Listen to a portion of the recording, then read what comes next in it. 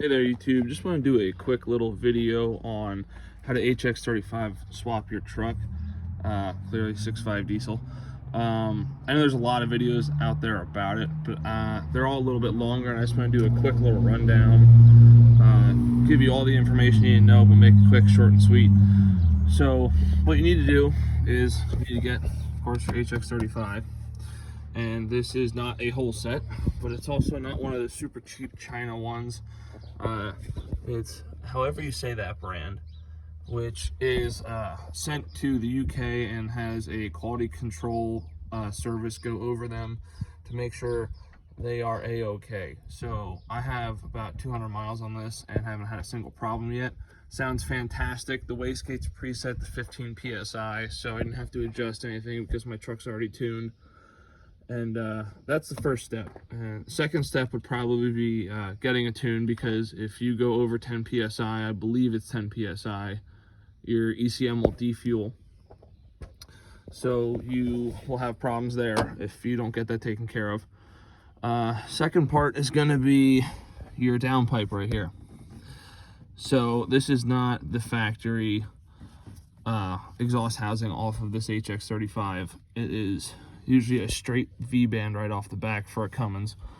So what you want to do is you want to go on Amazon, eBay, whatever your search of choice, and find an HX35 HX40W 6.5 diesel downpipe adapter. And all you gotta do is take this bolt, this bolt, this bolt, and I think there's one down there. Yeah, there's one there, maybe one more, but I think it's 5 bolts. It comes off the back.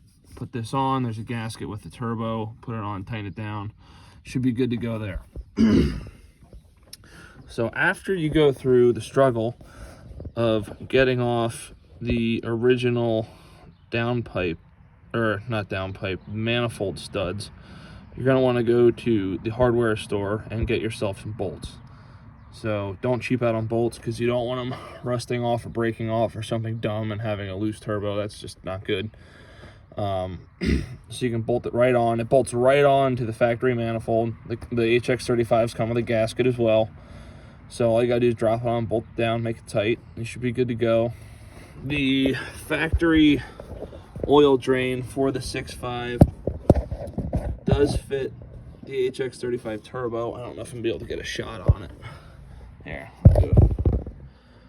that's it right there.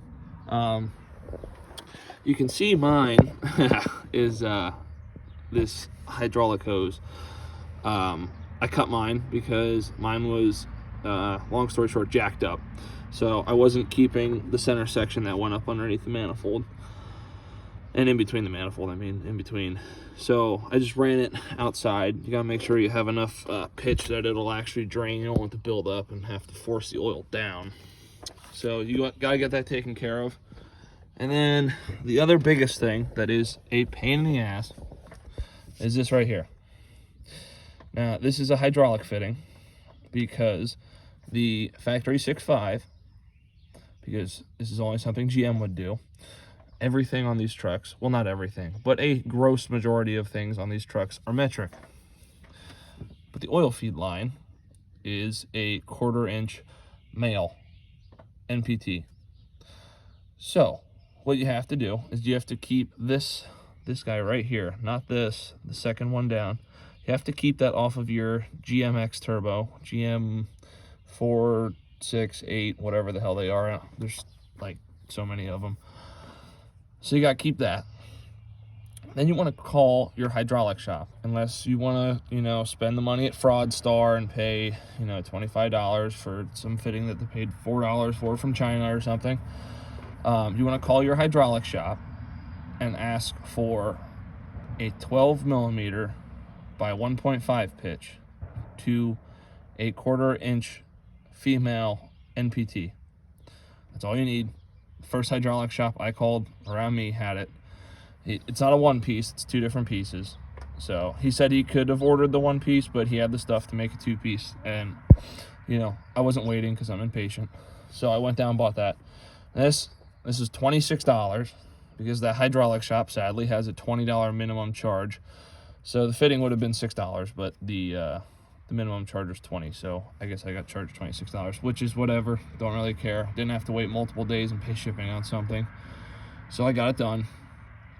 And I mean, that's about it. The only other thing is the intake here. The HX35 is a V-band. It's not like the GM8 where it's just a straight tube to tube pretty much clamp down. I have a V-band adapter. I don't remember what size it actually is underneath there, but it just goes from the V-band around the V-band, and it just goes through tube. It makes just a regular tube. I think it's 2-inch, maybe 2.5-inch. I don't remember. But then you can use whatever boot you had on your factory turbo and clamp it down.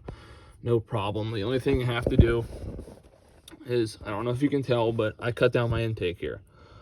I have it cut off right about where the edge of this clamp is, because otherwise this and the adapter that I used hit it. So I didn't want to cut this down because, I don't know, if I have to get it warranted, I can't really send it back because I chopped the freaking intake housing off. So I'd rather cut this down than I can go to the junkyard and get for like $5 or $10. So that's all you gotta do is cut that down. Make sure you stick a rag in there or have compressed air that you can blow it out and clean out. Make sure you don't have any aluminum shavings. I want to reiterate that this is aluminum. This is not steel. So if you have a chop saw, you can cut this with a chop saw because it's non-ferrous metal. Don't use an angle grinder with a cutoff wheel. You will be sucking in aluminum dust and destroying your lungs. Some of you might not care about them, myself possibly included, but you don't want to suck aluminum dust into your lungs. Not good. Not to mention, chop saw is really easy and gives you a nice straight cut. And if you don't have chop saw and you don't use a regular metal grinding, not grinding, but metal cutoff wheel on an angle grinder like an idiot, use a just regular hacksaw, metal hacksaw. Go right through it. It's easy. I've seen other guys, they just leave it on the truck like this and then hack it off. They'll stick a rag in there and then they'll hack it down. So, you know, you're not trying to hold on to this while it's moving around. You're trying to use the hacksaw. It's just stuck on the truck and bolted down. I mean, that's about it. The only other thing I can think about is, if you look at my good old zip tie clip here because the clip broke. I don't know if this is a 3-bar or not. Some guys do a 3-bar map sensor. So it fools the truck into thinking it's getting less air and it keeps it fueled so it doesn't defuel itself if you're not tuned, I believe. Don't quote me on that, but to my understanding, that's how that works. A 3-bar will fool your ECM into keep fueling the truck while it's being overboosted. But yeah, anyway, that's about it. The only other thing I can say is this was originally an S&B intake. I have the box and the lid for it, but the wastegate makes it so it does not fit. I have a Turbo Master off of my GM8 I'm considering putting on. I don't know if it'll fit still, because I'm pretty sure if I put the mechanical wastegate Turbo Master down there, it'll run down here instead of up and down. And I believe if it runs down that way, I can actually get the intake box in here, because right now it's acting a little bit as a hot air intake, which as many of you guys might know is not ideal.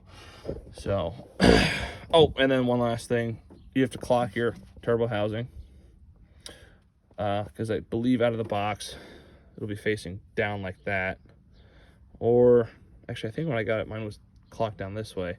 Anyway, vacuum hose, gotta get a longer vacuum hose because it will not work from here to there in factory location out of the box. It will not fit, so you just got to go get a little vacuum line, hardware store, auto parts store, you'll find it. Not a big deal.